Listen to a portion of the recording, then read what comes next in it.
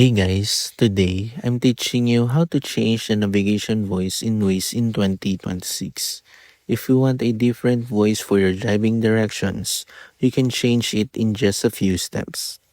First, open the Waze app on your phone. From the main map, tap the menu icon and select Settings.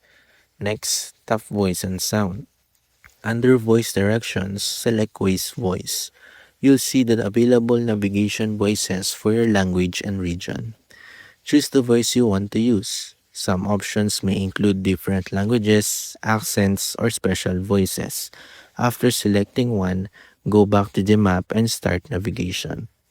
Waze will now use your selected voice for spoken directions. If you don't hear anything, check that the sound is turned on and your phone's volume is high enough. And that's how to change the navigation voice in Waze. Thanks for watching, and don't forget to subscribe for more Waze tutorials.